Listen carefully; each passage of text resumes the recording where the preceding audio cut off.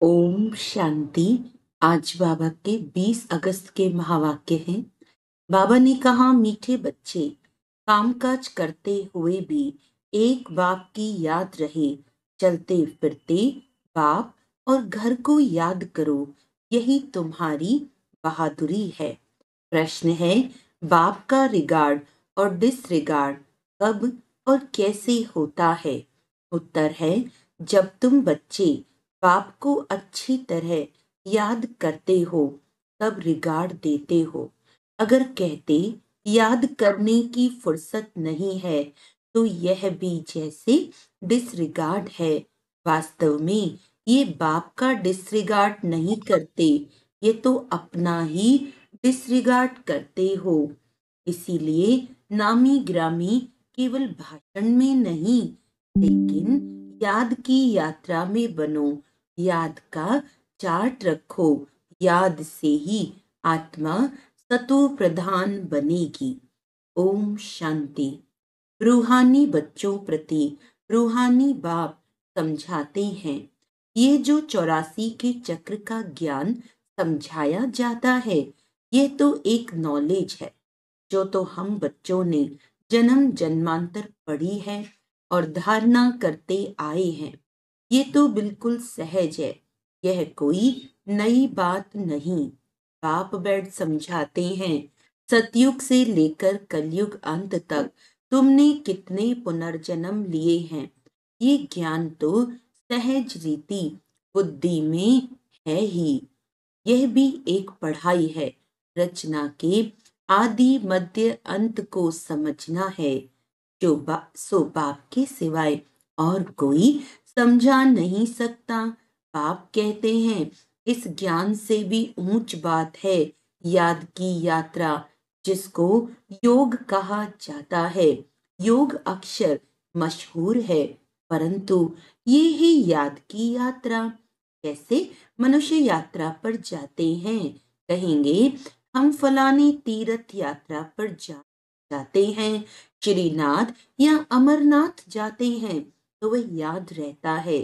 अभी तुम जानते हो, रूहानी बाप तो बड़ी लंबी यात्रा सिखाते हैं कि मुझे याद करो। उन यात्राओं से तो फिर लौट आते हैं। वह यात्रा है जो मुक्ति धाम में जाकर निवास करना है, फल पार्ट में आना है, परंतु इस पुरानी दुनिया में नहीं। इस पुरानी दुनिया से तुमको वैराग्य है, ये तो छी छी रावण राज्य है। तो मूल बात है याद की यात्रा। कई बच्चे ये भी समझते नहीं हैं कि कैसे याद करना है। कोई याद करते हैं, वे नहीं करते हैं, ये तो देखने में तो कोई चीज नहीं आती है। बाप कहते हैं, अपने को आत्मा समझ, मुझ बाप को याद करना है। देखने की तो चीज नहीं, न मालूम पड़ सकता है। यह उस अवस्था में कहाँ तक याद की यात्रा में कायम रहते हैं, यह तो खुद ही जाने।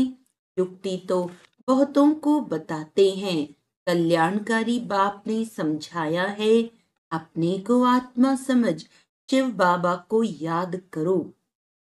कल अपनी सर्विस भी करते रहो। जैसे मिसाल, पहरे पर बच्चे हैं, चक्कर लगाते रहते हैं, इनको याद में रहना तो बड़ा सहज है। सिवाय बाप की याद के और कुछ याद नहीं करना चाहिए। बाबा मिसाल दे बताते हैं, उस याद की यात्रा में ही आए जाए। जैसे पादरी लोग जाते हैं, कितना साइलेंस में जाते हैं, तो तुम बच्चों को भी बड़ा प्रेम से बाप और घर को याद करना है।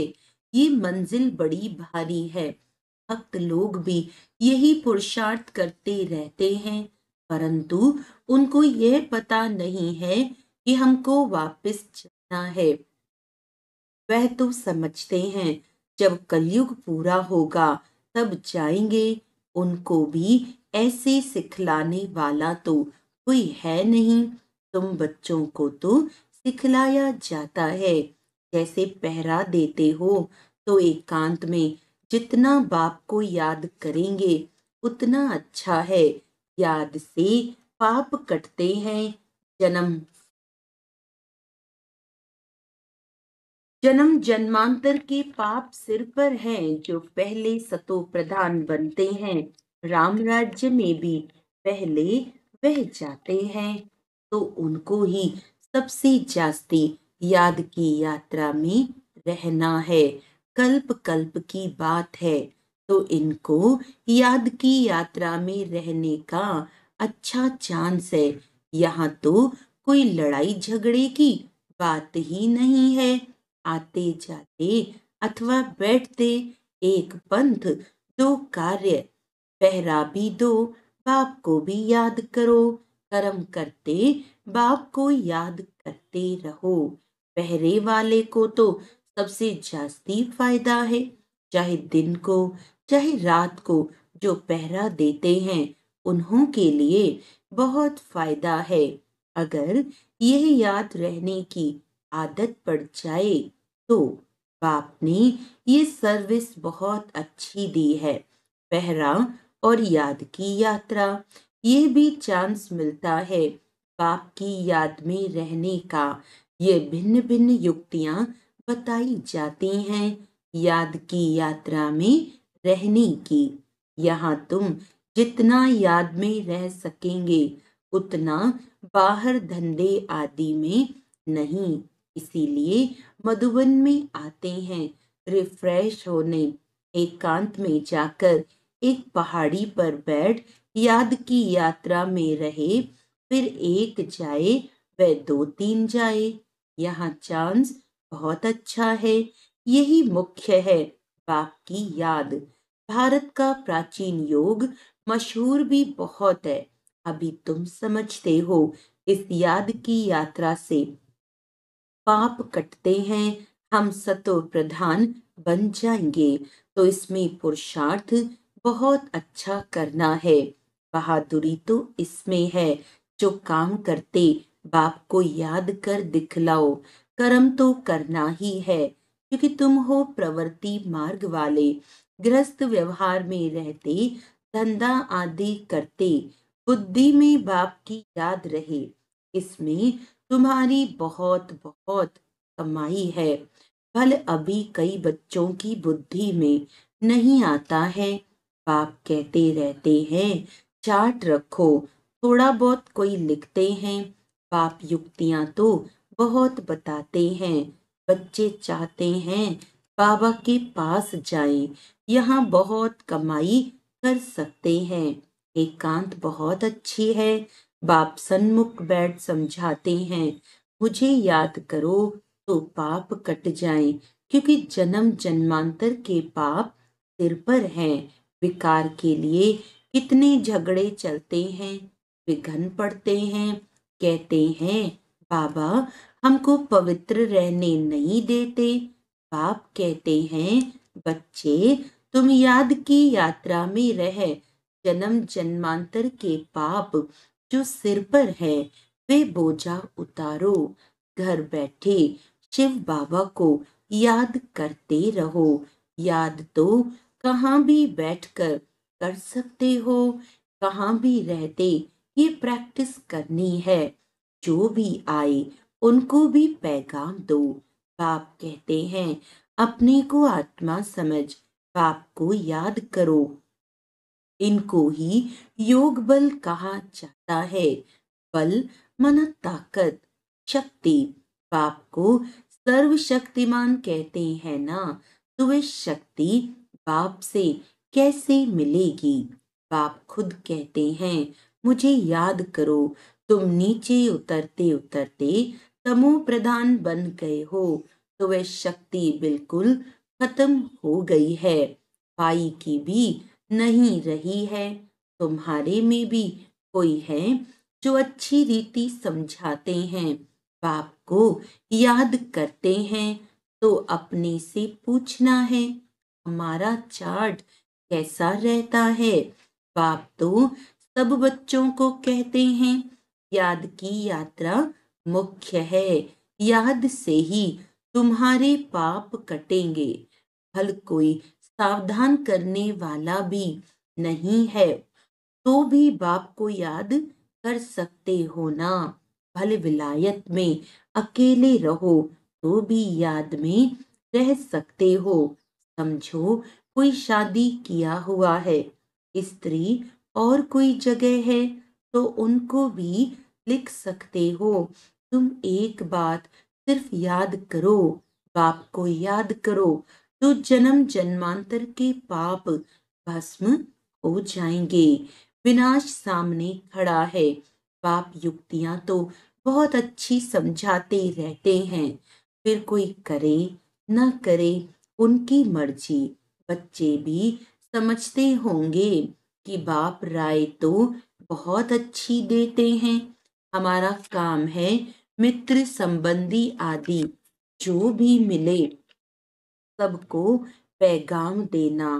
दोस्त हो या कोई भी हो, सर्विस का शौक चाहिए।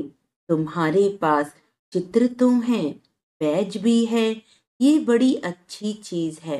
बैज किसको भी लक्ष्मी नारायण बना सकता है। त्रिमूर्ति के चित्र पर अच्छी तरह समझाना है।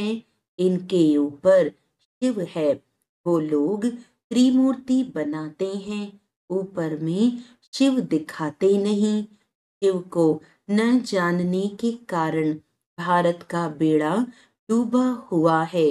अब शिव बाबा द्वारा ही भारत का बेड़ा पार होता है। पुकारते हैं पतित पावन आकर, हम पतितों को पावन बनाओ, फिर भी सर्वव्यापी कह देते हैं। कितनी पाई पैसे की भूल है। बाप बैठ समझाते हैं, तुमको ऐसे ऐसे भाषण करना है। बाप भी डायरेक्शन देते रहते हैं, ऐसे म्यूजियम खोलो, सर्विस करो, तो बहुत आएंगे। सर्कस भी बड़े बड़े शहरों में खोलते हैं ना, कितना उन्हों के पास सामान रहता है। गांव गांव से देखने के लिए लोग आते हैं। इसीलिए बाबा कहते हैं, तुम भी ऐसा खूबसूरत म्यूजियम बनाओ जो देखकर खुश हो जाए, फिर औरों को जाकर सुनाएं। ये भी समझाते हैं, जो कुछ सर्विस होती है कल्प पहले मिसल होती है, परंतु सतो प्रधान बनने का ओना बहुत रखना है। इसमें ही बच्चे गफलत करते हैं। माया विघन भी इस याद की यात्रा में ही डालती है। अपने दिल से पूछना है, इतना हमको शौक है, मेहनत करते हैं। ज्ञान तो कॉमन बात है। बाप बिगर 84 का चक्र कोई समझा न सके। बाकी याद की यात्रा है मुख्य। पिछाड़ी में कोई भी याद न आए सिवाय एक बाप के। डायरेक्शन तो बाप पूरे देते रहते हैं। मुख्य बात है याद करने की। तुम कोई को भी समझा सकते हो, भल कोई भी हो, तुम सिर्फ बैज पर समझाओ। और कोई के पास ऐसे अर्थ सहित मेडल नहीं होते। मिलिट्री वाले अच्छा काम करते हैं तो उनको मेडल मिलते हैं। राय साहब का मेडल सब देखेंगे, इनको वायसराय से टाइटल मिला है। आगे वायसराय होते थे, अभी तो उनके पास कोई पावर नहीं है। अभी तो कितने झगड़े लगे पड़े हैं। मनुष्य बहुत हो गए हैं, तो उनके लिए जमीन चाहिए शहर में। अभी बाबा स्वर्ग की स्थापना कर रहे हैं। इतने सब खलास हो, बाकी कितने थोड़े जाकर रहेंगे। जमीन ढेर होगी, वहां तो सब कुछ नया होगा। उस नई दुनिया में चलने के लिए फिर अच्छी रीति पुरुषार्थ करना है। हर एक मनुष्य पुरुषार्थ करते हैं, बहुत ऊंच पद पाने का कोई पूरा पुरुषार्थ नहीं करते तो समझते हैं नापास हो जाएंगे, खुद भी समझते हैं हम फेल हो जाएंगे, फिर पढ़ाई आदि को छोड़कर नौकरी में लग जाते हैं। आजकल तो नौकरियों में भी बहुत कड़े कायदे निकालते रहते हैं। मनुष्य बहुत दुखी हैं। अब बाबा तुमको ऐसा रास्ता बताते हैं जो 21 जन्म कभी दुख का नाम नहीं रहेगा। बाप कहते हैं सिर्फ याद की यात्रा में रहो, जितना हो सके। रात को बहुत अच्छा है, भल लेटे हुए याद करो। कोई को फिर नींद आ जाती है, बूढ़ा होगा, जास्ती बैठ नहीं सकेगा तो जरूर सो जाएगा। लेटे हुए बाप को याद करते रहेंगे, बड़ी खुशी अंदर में होती रहेगी, क्योंकि बहुत बहुत कमाई है। ये तो समझते हैं टाइम पड़ा है, परंतु मौत का कोई ठिकाना नहीं। तो बाप समझाते हैं मूल है याद की यात्रा।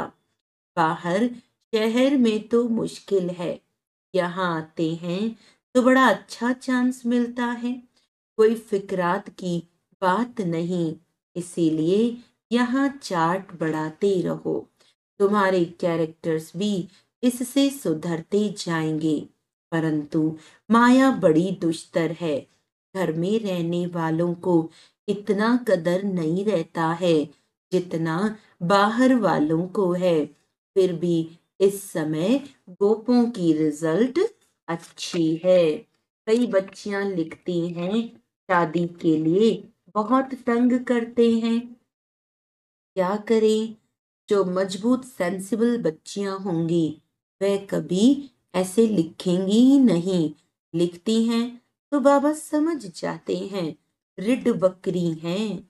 ये तो अपने हाथ में है जीवन को बचाना। इस दुनिया में अनेक प्रकार के दुख हैं। अब बाबा तो सहज बताते हैं तुम बच्चे तो महान भाग्यशाली हो जो आकर साहिबजादे बने हो। बाप कितना ऊंच बनाते हैं, फिर भी तुम बाप को गाली देते हो, तो भी कच्ची गाली। इतने तमो प्रधान बने हो जो बात मत पूछो, इससे जास्ती और क्या सहन करेंगे। कहते हैं ना जास्ती तंग करेंगे तो खत्म कर देंगे। तो ये बाप बैठ समझाते हैं। शास्त्रों में तो कहानियां लिख दी हैं। बाबा युक्ति तो बहुत सहज बताते हैं। कर्म करते हुए याद करो, इसमें बहुत बहुत फायदा है। सवेरे आकर याद में बैठो, बहुत मजा आएगा, परंतु इतना शौक नहीं है। टीचर स्टूडेंट की चलन से समझ जाते हैं ये फेल हो जाएंगे, बाप भी समझते हैं ये फेल हो जाएंगे, तो भी कल्प कल्पांतर के लिए भल भाषण में तो बहुत होशियार हैं, प्रदर्शनी भी समझा लेते हैं, परंतु याद है नहीं, इसमें फेल हो पड़ते हैं। यह भी जिसे डिसरिगार्ड करते हैं अपना ही करते हैं। शिव बाबा का तो डिसरिगार्ड होता नहीं। ऐसे कोई कह ना सके कि हमको फुर्सत ही नहीं याद करने की। बाबा मानेंगे नहीं, स्नान पर भी याद कर सकते हो। भोजन करते समय बाप को याद करो, इसमें बहुत बहुत कमाई है। कई बच्चे सिर्फ भाषण में नामी गिरामी है, योग है नहीं, वह अहंकार भी गिरा देता है। अच्छा, मीठे मीठे सिकिलदे बच्चों प्रति माता पिता बाप दादा का याद प्यार और गुड मॉर्निंग। रूहानी बाप की रूहानी बच्चों को नमस्ते। हम रूहानी बच्चों की रूहानी बाप दादा को याद प्यार गुड मॉर्निंग, नमस्ते नमस्ते। नमस्ते जी। धारणा के लिए मुख्य सार है, सर्वशक्तिमान बाप से शक्ति लेने के लिए याद का चार्ट बढ़ाना है। याद की भिन्न भिन्न युक्तियां रचनी है। एकांत में बैठ विशेष कमाई जमा करनी है। सतो प्रधान बनने का ओना रखना है। गफलत नहीं करनी है। अहंकार में नहीं आना है। सर्विस का शौक भी रखना है। साथ साथ याद की यात्रा पर भी रहना है। वरदान है, सब कुछ बाप हवाले कर कमल पुष्प समान न्यारे प्यारे रहने वाले डबल लाइट भव। बाप का बनना अर्थात सब बोझ बाप को दे देना। डबल लाइट का अर्थ ही है सब कुछ बाप हवाले करना। ये तन भी मेरा नहीं, तो जब तन भी नहीं तो बाकी क्या। आप सबका वायदा ही है, तन भी तेरा, मन भी तेरा, धन भी तेरा। सब कुछ तेरा कहा तो बोझ किस बात का। इसीलिए कमल पुष्प का दृष्टांत स्मृति में रख, सदा न्यारे और प्यारे रहो तो डबल लाइट बन जाएंगे। स्लोगन है, रूहानियत से रोब को समाप्त कर स्वयं को शरीर की स्मृति से गलाने वाले ही सच्चे पांडव हैं। अच्छा, आज का अव्यक्त इशारा है, सदा बाप के साथ का अनुभव करते चलो तो विजयी रहेंगे, क्योंकि साथ की अनुभवी आत्मा मोहब्बत में लवलीन रहती है। वे किसी के भी प्रभाव में नहीं आ सकती। सदा समर्थ बाप के संग में रहने वाली समर्थ आत्मा सदा माया को चैलेंज कर विजय प्राप्त कर लेती है। माया का आना ये कोई बड़ी बात नहीं है, लेकिन वे अपना रूप न दिखाए तब कहेंगे विजयी। ओम शांति।